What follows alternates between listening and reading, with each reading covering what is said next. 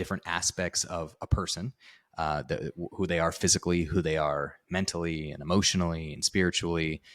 There's all of these layers to a person. So how do we just start deep diving into that?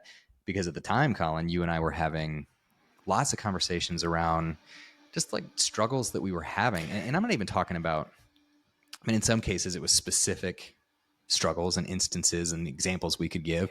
And then other times it was just this like feeling in our gut that we had to do something or that we needed to influence something.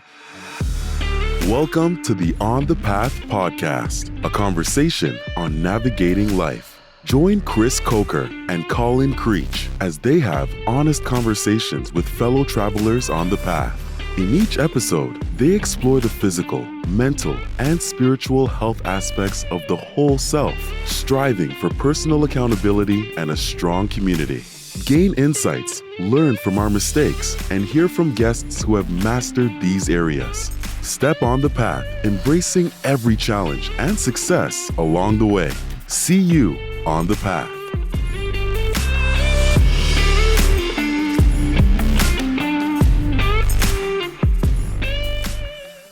Hello, Chris. Hello.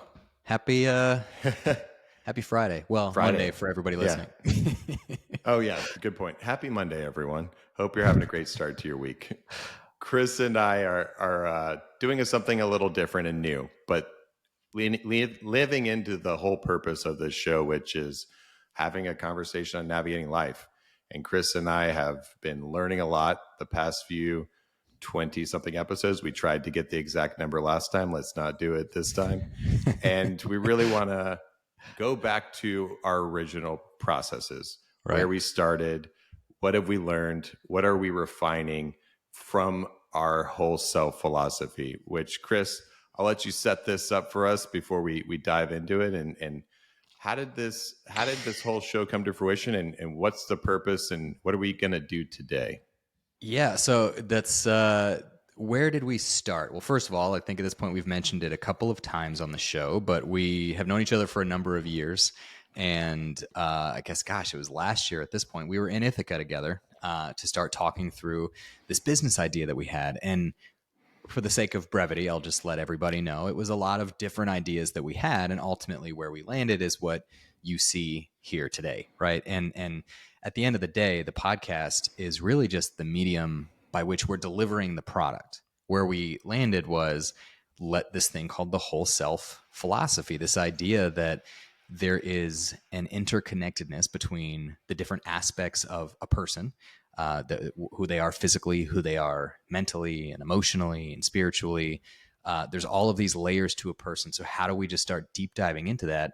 Because at the time, Colin, you and I were having lots of conversations around just like struggles that we were having. And I'm not even talking about, I mean, in some cases it was specific struggles and instances and examples we could give. And then other times it was just this like feeling in our gut that we had to do something or that we needed to influence something. And that was where kind of the idea came from to begin with. So it was really just like we developed it. My perspective, I don't know if you agree or not, but we developed this for us first. It was a need that we felt like we needed in our own life. And then as we started to think about how we would deliver this, we kind of got to thinking, this is probably for everybody. And what better way to communicate with everybody than through, social channels and a podcast and YouTube videos. Yeah, absolutely. And that's where we got to the launch of the podcast. And I remember the first episode. I'm going to be honest, I was a little nervous. I think this was actually your 150th podcast. So your ability to just stare in the camera and speak clear and concise was inspirational. But we went through on that first episode, everything you just talked about, but then deep dove our whole self philosophy, which has 5 tenets. And those 5 tenets are physical, mental, spiritual, personal accountability, and a strong community. And as you said, as we were going through our personal struggles and talking to each other about it, those were the 5 areas that we thought these are where we should be focusing personally.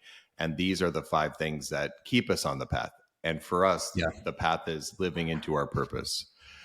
And we went through the definitions of those. And what we've thought about now, 20 something episodes in is, let's go back to those definitions. How have they changed for us? Have we learned something new from some of these guests we've had on where that definition needs some updating or needs some refining? And I think we Exactly. both came to the same conclusion. The answer is yes. Yeah. No, you're spot on. And so that brings us to this episode today, right? So for everybody listening, the next, gosh, I guess handful of episodes, right? We've got 5 tenets. So the next handful of episodes are going to be a deep dive into each of those things. Because Colin, when you and I were together, there's a slide that we built out about, like about us, right? This on the path, like what is that all about? The words that we wrote, and this was months and months and months ago at this point, but refining the whole self. And so for everybody listening, everybody watching, that's exactly what the next series of episodes is going to be about. It's an opportunity to, like Colin and I were thinking, well, we could do this and then, announce it to you all, but we're on the path too. And isn't it way more interesting for you all to have the chance to just see, like, how are we refining it? Like this is how we're changing it. It wasn't perfect when we started. It will continue to be imperfect. But what I'm most proud of is that we're doing the thing, Colin, right? So like, I think that's what this is all about. So with that today, that's our preamble. And now we're going to shift gears to kind of a deep dive into just one. And I think probably the lowest threat, honestly, is the physical piece. I think it's the most I was clearly thinking defined. that too. Yeah. I was like, some of these are going to get real hard. But physical, is one of the 5 tenets. And our definition originally was preparing for life's challenges by developed interconnected well-being through sleep, diet, and exercise. Mm-hmm. Yeah, which and I don't think that that's necessarily wrong, right? But now at this point, Colin, with things that we've talked about for months with all these different guests looking at these different perspectives, there's a few things that have become abundantly clear. I think what you just said remains to be true as a definition. If we build on it a little bit more, I think what's important to call out here is what makes physical strength different from the other types of strength that we talk about on the show. Yeah. And at its very root, I think the biggest difference is that physical strength is about optimal bodily performance. So when we talk about physical strength, we are specifically talking about the performance of our physical body. And I think, when we were researching for this episode, one of the things we kind of put together was physical well-being is a vital aspect of overall health that encompasses the condition and functioning of the body. And one of the guests I'll give a shout out to for how we're sort of deeper diving this is Dr. Free. Dr. Free was talking about, purpose is extremely important, but thinking about people that have had a lot of different stressors in their life or traumatic injuries, they're all interconnected. And thinking specifically about the body, it is encompassing not only sleep, diet, exercise, but really deeper diving into your blood work, previous injuries. And there's so many ways to really refine your own physical well-being. Yeah. I think you're completely right. And I think that there are benefits to that interconnectedness that you're talking about. So something like one of the things that we had looked into was stress management. Yes, physical well-being will positively impact your ability to manage stress. Now, so does mental well-being, and so does spiritual. Like, there are other layers of that where stress can be kind of attacked from different angles, right? But of course, it is within kind of the physical pillar as well. So, Colin, let me ask you, if we think about physical strength, if we really, you and I, of all the guests we've talked about, we've mentioned like the clinical side versus the real world side. Make no mistake, everybody, Colin and I sit squarely in the real world experience side, not the clinical side. Going back to bro science. Here we go. Bro science here. So if we do this in bro science-y terms, what are kind of the core for you, the core elements of physical strength? When you think to yourself, all right, this is a focus area of mine, what specifically are you focusing on? Well, great question. So I really still break it into sleep, diet, and exercise. We were talking a little bit before the show, so I don't know your answer completely. But for me right now, and I just had therapy yesterday with Dr. Britt, I was going through my Whoop data, my health tracker, and sleep is for me my number one area of opportunity, but also one that I think actually enables so many other aspects of my life, including for sure physical, but then that impacts your mental and other things as well. It's hard to keep Yeah. yourself accountable if you're sleep deprived. Not an excuse, but it can have so many different varying impacts. And I think for me, out of all those, sleep is one of the things that I've reprioritized as one of the most important things to me. Yeah. Yeah. What I about would. you, Chris? It's a You great wouldn't question. tell me what you thought was maybe your top priority before. So let us all know, including me. Well, I guess if I embrace this idea of actions are more powerful than words, I would say the exercise piece. And where I'm coming from is I find that like I am very focused on the exercise component right now, which I'll cover that here in a second. I sleep very, very deeply. Some of that is just because I'm lucky. My wife sometimes has issues sleeping. I know, Colin, it's something that you've dealt with at different times. I've got a brother that has like it's a thing that some people deal with. So I'm pretty lucky to just sleep very well. But I do I was think going to that call you out on that, but yeah, it's not. yes. But I will say I sleep Congratulations, Chris. better. Correct. But I sleep better when I am very engaged with exercise. That does help. But when you asked me the question, what I was more focused on was actually I want to focus on pulling these things in together. It's not like sleep versus exercise, but how, I may not always get that 8 hours of sleep. It's just unrealistic. I need to get up early. I've got a lot of kids at home. My job is busy. I want to make sure that I'm spending time with my wife. Like, so saying 8 to 9 hours of sleep, like that's just not always feasible. Sometimes it's 6 and sometimes that is enough. Right. And then on the physical, the exercise side, sometimes I am able to really go hard all week. And then other times my work life is very stressful and I just feel a little bit mentally drained and I can't physically perform as well. So for me, it's this idea of like, it is a sliding scale literally every day. And I've gotten better at focusing on how do I take a click deeper? So like, for example, exercise used to be just lifting weights, going on a run, something like that. Exercise is also mobility. Like, can I lift my shoulders, all the way up over my head and never feel any pain in my shoulders, right? Or can I reach down and touch my toes without feeling pain in my hamstrings? Like, am I flexible? Am I mobile? And so by opening up the aperture of how I define exercise has actually allowed me to fluctuate where I need to spend a little bit of extra time in that pillar of physical strength. You like the word strength. I keep hearing it. For everybody my that favorite words. doesn't know, Chris is jacked. Chris, again, the whole point of this is, specifically this episode, is refining and thinking about that original definition. I'm actually live now. We're talking. I think there's some tweaks I want to make. So our definition originally was preparing for life's challenges by developed interconnected well-being through sleep, diet, exercise. I'm actually leaning more towards physical well-being is a vital part of overall health that encompasses the condition and functioning of the body, encompassing sleep, diet, exercise. And I'm just going to say the word like health for now, because diet is right, sleep is right, exercise is right, or sorry, physical strength. But I just think of you just clapping 45 plates together and trying to just squat as much as you can. But health, we could add this, because I think health, and everybody's got varying capabilities and access to medical professionals. But talking to Dr. Free, blood work, kind of seeing where maybe there's deficiencies when it comes to maybe your vitamin intake.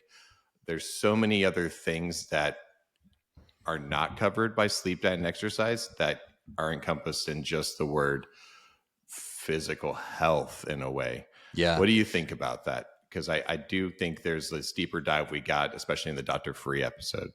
Yeah. No, I don't think you're wrong. I think health you're still going to hit mental and spiritual, but I think we should let's stay here for a second and kind of hone in on it, because physical the one health the one that really stays with me right now is what makes it different, right? As we think about how are we refining this, I mean, like next week we're going to be talking about mental or spiritual, right? One of the other two. So what makes We're going to this take mental particular? first. We're going to take Yeah, you're mental right. first. We're going to warm up to the more difficult conversations. Yeah. What makes this one in particular so unique? And I think I want to comment again the phrase that we had come up with before we started recording, which is optimizing bodily performance. I think that's really it, because now we're hitting on what you just said. We're hitting like, how are you sleeping? What are you eating? This idea of diet, by the way, just I want to hang here for a quick second. It's not just about being in a caloric deficit. Like, are you eating healthy foods? Like maybe you need to be in a caloric surplus because you are working really, really hard and your body needs that extra energy. So this idea of diet, it's not like, oh, just eat less food. So I think it's really that, like, what do you need to do to optimize your bodily performance? Do you need to sleep more? Do you need to eat more? Do you need to eat less? Maybe you don't need to slap 45-pound plates together. Maybe you need to be doing yoga so that you can get more flexible, right? So I think that to me is like the key difference when for everybody listening, when you're out there and somebody goes, oh, you always talk about different types of strength. What makes physical strength different? It is specifically talking about optimizing your bodily performance. And that to me is an area where we can hit on. Now it's going to hit what you hit, Colin, which is health, right? Like it's a critical component of that. I think you could make the argument that it is maybe even a prerequisite for some of these things.